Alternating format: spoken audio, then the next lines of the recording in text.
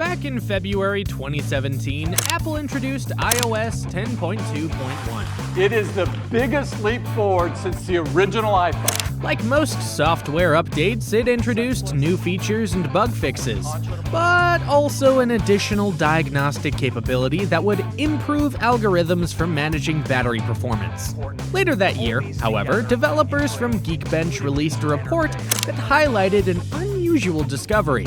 Apple had been intentionally slowing down the performance of iPhone 6 models that used the 10.2.1 software update and beyond. The reason behind this slowdown? Apple claimed that it was done to prevent unexpected shutdowns in iPhones with degraded batteries.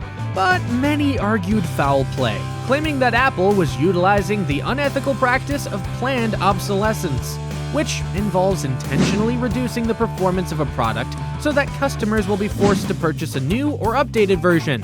As a result, Apple had to pay a $500 million settlement fee. But what if I told you that this wasn't the result of planned obsolescence and instead was simply due to poor communication?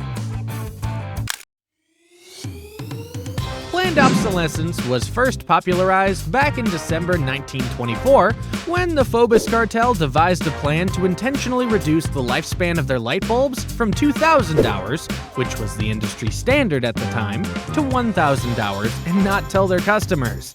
As a result, the average lifespan of light bulbs decreased by almost 33% between the years 1926 and 1934, going from 1,800 hours to 1,205 hours.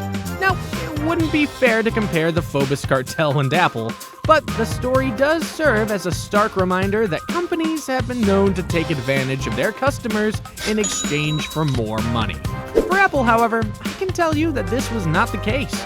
You see, in late 2016, users on the iPhone 6 and 6S began to report an issue with their devices, namely that it would stop working once its battery health reached 30%. Following these reports, Apple confirmed that these models were suffering from a battery defect. In response to this problem, Apple implemented new software in the iOS 10.2.1 update to preserve the health and stability of the device, and more importantly, prevent unexpected shutdowns. You see, batteries will naturally degrade in performance over time. And to offset the problems associated with older degraded batteries, Apple began to reduce the CPU frequency from 1400 MHz to 600 MHz in older devices. In doing so, they reduced unexpected shutdowns of the iPhone 6 and 6S models by over 75% on average. The problem, however, was that they didn't tell anyone. Following the discovery of Apple slowing down older models, the company faced a wave of backlash as tech enthusiasts united and peddled the idea that Apple was doing it to increase sales.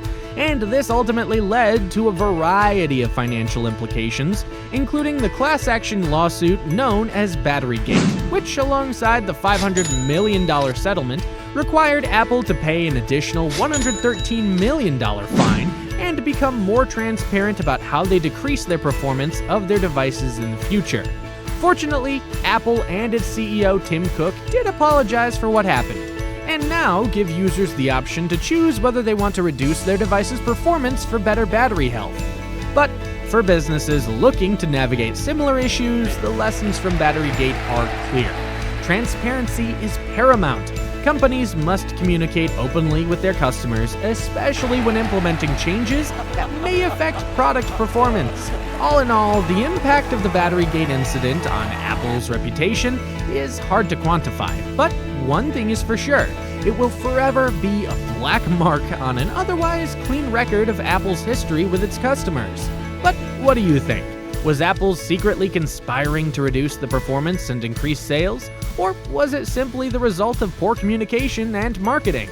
Let me know in the comments section below. And don't forget to subscribe!